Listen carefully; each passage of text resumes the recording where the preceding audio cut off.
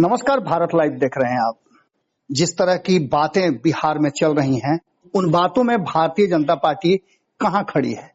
क्योंकि नीतीश कुमार की टीम लगातार भारतीय जनता पार्टी को बाहर जाने के लिए कह रही है।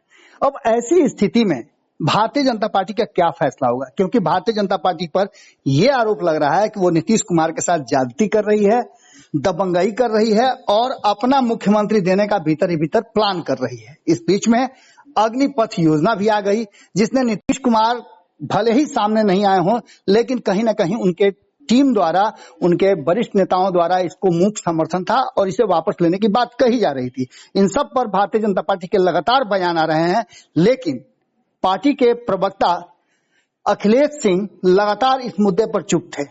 अब हम उनसे जानना चाहते हैं कि आखिर उनकी पार्टी का स्टैंड क्या है और इस पूरे मामले पर हम चुपचाप सुनेंगे और अखिलेश सिंह बोलेंगे। बताइए अखिलेश जी, क्या कुछ चल रहा है? क्या अपना मुख्यमंत्री आप लोग दे रहे हैं? सबसे पहले तो ये विषय इसलिए आया है कि अग्निपथ योजना आ गई और अग्निपथ योजना के मामले में सेना के तीनों सुप्रीमो ने स्पष्ट कर दिया है कि भाई ये योजना वापस नहीं ली जाएगी, जन कल्याण के लिए। अफवाह और इस देश के अंदर जो देश विरोधी ताकतें काम कर रही हैं, उनके कुचक्र का परिणाम था कि आंदोलन। अब रही बात नीतीश जी की, तो नीतीश जी को हमने वादा किया है कि 5 वर्षों तक मुख्यमंत्री के रूप में रखेंगे, तो ये 5 वर्षों तक मुख्यमंत्री रहेंगे। और रही बात उनके नीचे कौन क्या बोल रहा है, इसका कोई महत्व नहीं है। ये सब लोग अगर कुछ बोल रहे हैं तो बोलते हैं, उसका कोई महत्व नहीं है। नीतीश जी के उस बयान को भी ध्यान में रखना चाहिए और उनकी उन बातों को भी ध्यान में रखना चाहिए जो हाजीपुर में पुल के उद्घाटन के समय उन्होंने कहा था। इस सरकार के प्रति उनकी आस्था कितनी है, केंद्र सरकार के प्रति कितनी आस्था है और साथ साथ मोदी जी के प्रति उतनी कितनी उनकी आस्था है। ठीक उतनी उसी प्रकार से बिहार के अंदर भी नीतीश जी के प्रति हमारा विश्वास है और उनके प्रति हमारा समर्थन। और इसलिए अखिलेश जी, 2013 में भी ये आस्था थी। सवालों को हम एक साथ लेते चलें कि 2013 में भी आस्था थी। नीतीश कुमार एनडीए के बड़े घटक दल के रूप में थे, कोऑर्डिनेशन कमेटी के सुप्रीमो भी उन्हीं के तरफ से थे, उन्हीं की पार्टी से थे। उसके बाद भी 2013 में अलग हो गए थे। कारण क्या था आप सभी जानते हैं। तो क्या अब आप कैसे दावा कर रहे हैं कि 2025 तक उनको आप साथ रखेंगे? 5 सालों के लिए आपने उनको मुख्यमंत्री बनाया है, तो आप उस समय तक रखेंगे? क्या जबरदस्ती रखेंगे या फिर नीतीश कुमार चाहते हैं कि वो रहें?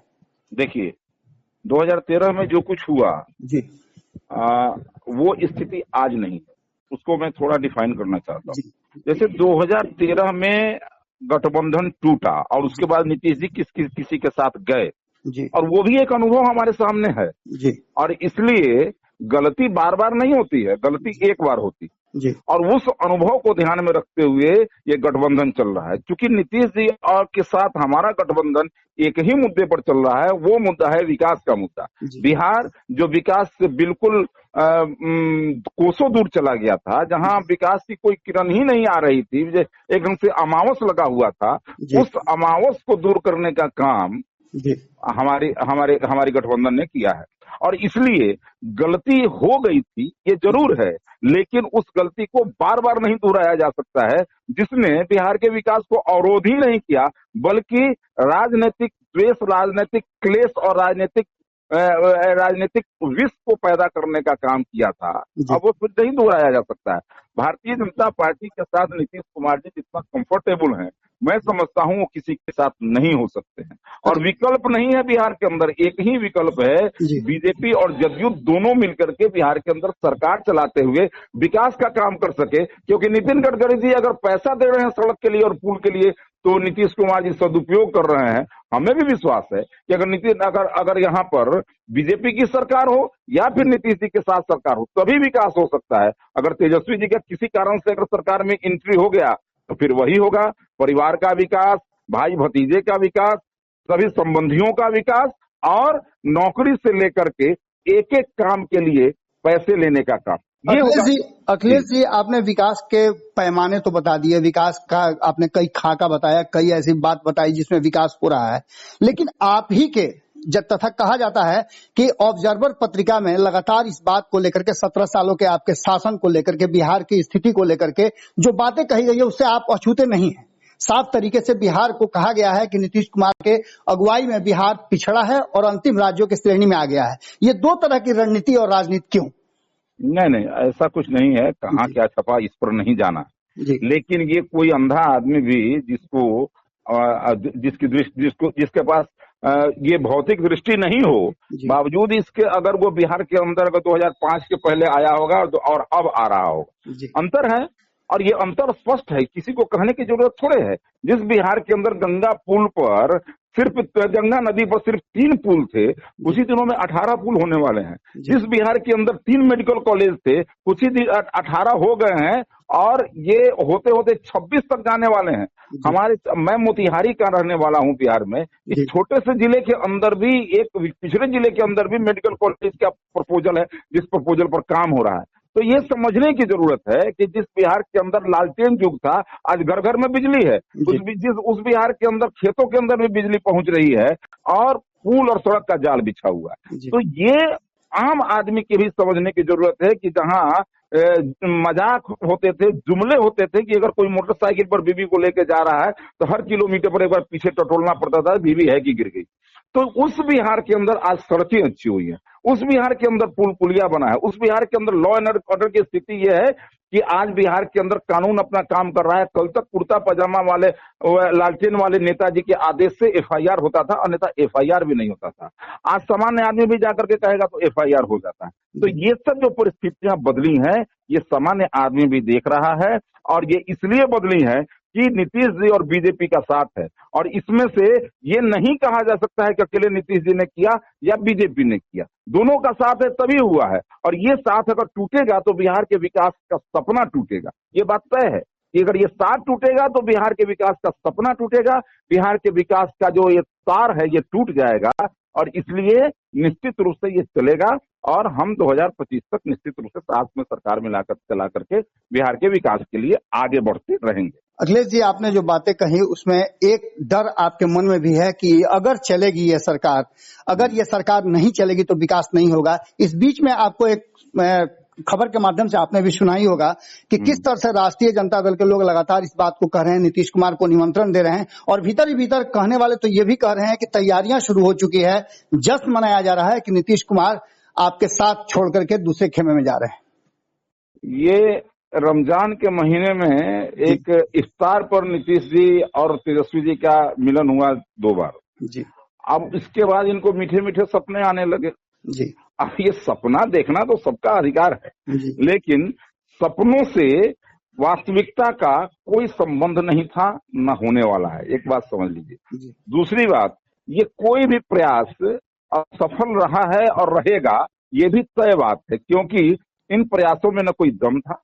अरे छोटे मोटे अगर कोई नीचे वाले अगर कुछ अगर कर रहे होंगे ये अलग विषय है, लेकिन मैं फिर कह रहा हूं कि हाजीपुर के आदरणीय नीतीश कुमार जी के उस भाषण को याद करिए जिसमें उन्होंने केंद्र सरकार के प्रति जो अपना विश्वास दर्ज किया उसको। क्योंकि एक बात समझ लीजिए कि ये पीडब्ल्यूडी अगर क्या कहते हैं कि तेजस्वी यादव के हाथ में आ जाए, कुछ ऐसा किया जाए तो फिर क्या होने वाला है, ये नीतीश जी भी समझ रहे हैं, हम भी समझ रहे हैं, बिहार की जनता भी समझ रही है और केंद्र भी समझ रहा है। और इसलिए पीडब्ल्यूडी तेजस्वी जी के हाथ में और स्वास्थ्य जो है तेज प्रताप जी के हाथ में। तो और ये आ जाए तो क्या होगा, ये सभी इस बात को समझ रहे हैं, इसलिए कुछ नहीं होने वाला है।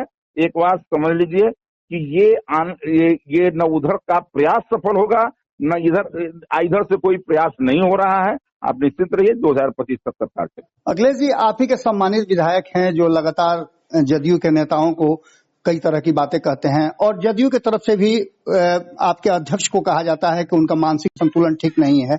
आखिर ये बातें कहां से आती हैं? क्या कोऑर्डिनेशन की कमी है जिसका बार बार जिक्र कर रहे हैं जीतन राम मांझी और आपको ये सलाह भी दे रहे हैं कि जो टकराव है उसको दूर किया जाए? देखिए, होता क्या है ना कि कई बार किसी की व्यक्तिगत महत्वाकांक्षा अगर आहत होती है तो ये सब कुछ लोग बोल देते हैं। लेकिन बीजेपी के अध्यक्ष हैं, बिहार की सबसे बड़ी पार्टी के अध्यक्ष हैं, दुनिया की सबसे बड़ी पार्टी के एक स्टेट के अध्यक्ष हैं। तो इसलिए अगर उनके ऊपर अगर कोई कुछ बोलता है तो मैं समझता हूं कि चांद पर थूक रहा है। अब चांद पर कोई थूकेगा तो अपने मुंह पर आकर के ना पड़ेगा वो। इसलिए ये सब जो प्रयास कर रहे हैं अगर ये सब कोई कुछ कहता है तो ये बेवकूफी है। अब सवाल उठता है कि नीतीश कुमार जी और फिर उसके बाद में हमारा जो केंद्रीय और प्रदेश का नेतृत्व वो आपस में बैठ करके चर्चा करता है।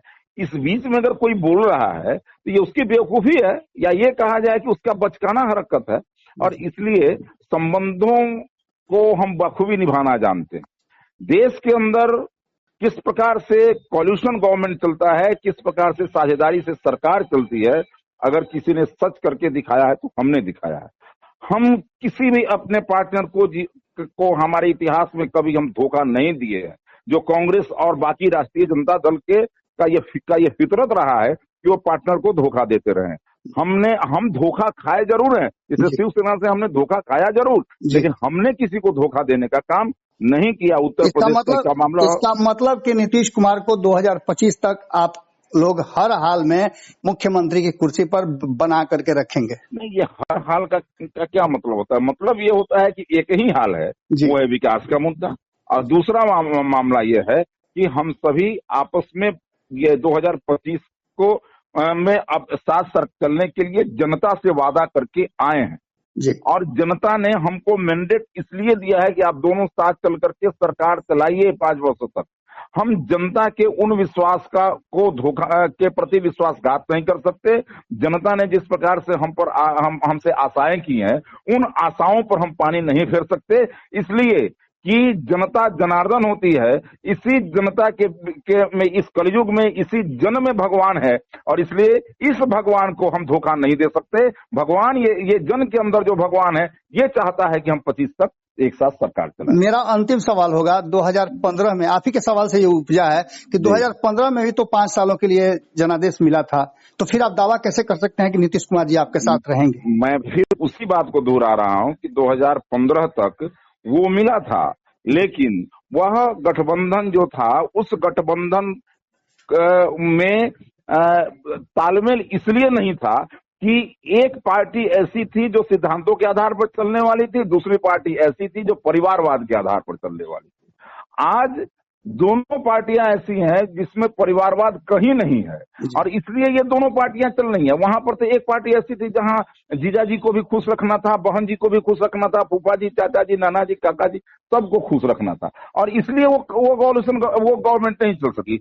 हम विकास के मुद्दे पर साथ चल रहे हैं, और फिर मैं कह रहा हूं, जीवन में गलती एक बार होती है, बार बार नहीं होती है। वो गलती हो गई थी, जिसको गलती को सुधारा गया, अब सुधर गई है गलती। इसी प्रकार से सरपट बिना किसी रुकावट के विकास की गाड़ी अपने पटरी पर चलते हुए मुकाम पर पहुंचे। 2025 तक आप लोग साथ रहेंगे? जी बिल्कुल साथ रहेंगे। बहुत बहुत धन्यवाद। जी धन्यवाद। अगर ये वीडियो पसंद आई और वह बिहार के राजनीति और बिहारियत से सरोकार रखेनी तो सब्सक्राइब बटन दबा के चैनल के सब्सक्राइब कर ली। ओजे एगो घंटी बा, ओकरा बटन दबा देला से कुल सटीक और मारक खबर रुआ मुफ्त में मिल जाई। अगर रुआ पत्रकारिता के हमनी के नया प्रयोग में सहयोग कर चाहतानी तो ज्वाइन बटन दबा दी। पेटीएम नंबर नोट कर ली 9386816700। धन्यवाद।